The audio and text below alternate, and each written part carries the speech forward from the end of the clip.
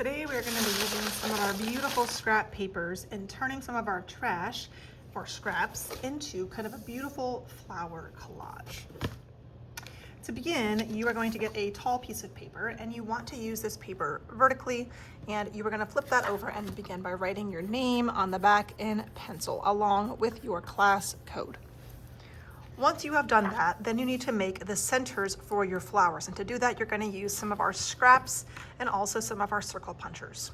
Some of these are giving us a little bit of trouble, I think, because this paper is a little bit on the thin side. If you're using a kind of a thinner piece of paper, some kids have discovered that if you try to punch it out when it's kind of like just one layer, some of them are working okay. But some kids have discovered that sometimes when you fold the paper in half and make the paper a little bit thicker, some of them are working a little bit better when it's two sheets of paper stacked together. Some kids check the bottom to make sure that you actually are getting the whole circle, but it's usually easier once you put the paper in there to put it flat on the table. Don't push here, you want to push at the end, and sometimes using two hands and standing up to push down really hard works better. And even this one seems like it's just not wanting to work. This one's kind of jamming a little bit here. So I'm going to take this one's jamming. I can kind of take these pieces out the best that I can. And then if you take your fingers and just kind of push up a little bit, usually it'll pop it back up. But if it's not working for you, I can always fix it for you. So some of them work well, some of them are kind of getting stuck. Now, if you get a circle that looks like this, it's kind of ripped on the edges, but I can still use that. I can always just take this and kind of just clean up the edges a little bit to make it more of that circle shape if I kind of got one that got a little bit ripped.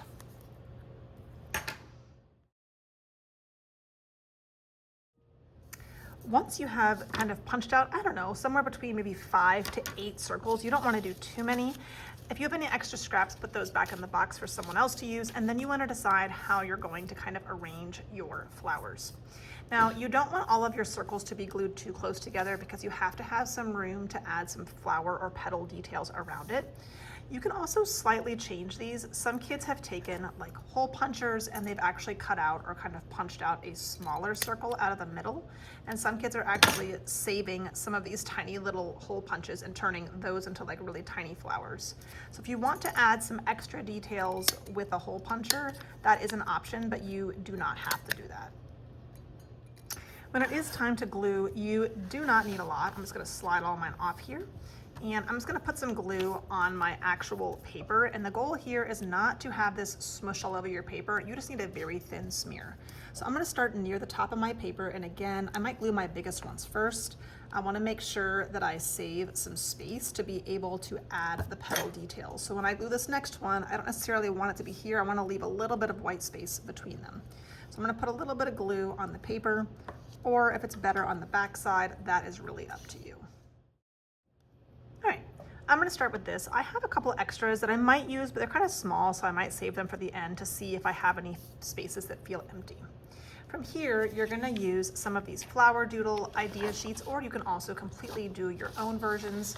But if I'm looking at some of these flowers, I'm going to pretend like kind of this is the middle part, and I want to add some petals around these. Now, for this, you're just going to trust yourself and you're just going to do it in Sharpie.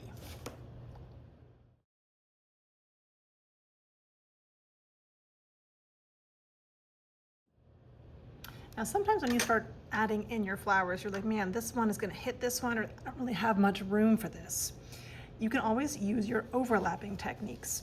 So here, I might do a petal that's kind of long and skinny and ends in like a wavy line and comes back. I'm going to keep on doing that all the way around my circle, but if I end up running into another flower, I can just stop when I hit this flower, kind of pretend to draw my shape and then bring it back out the other side. So it's almost like this one is kind of going behind this flower. So I'm going to keep on drawing and kind of pretending to do something, and then when it gets out of the way of that other flower, then I can continue. It's going to end up hitting this flower and I can kind of continue it like it's going behind. It's going to come back about right here.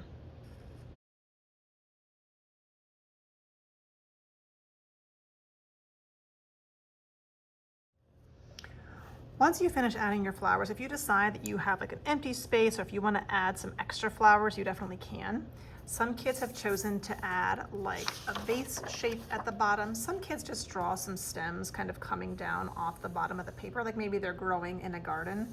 So it's really up to you. You could even add some kind of like little leaf shapes to the bottom, but how you decide to finish that is completely up to you.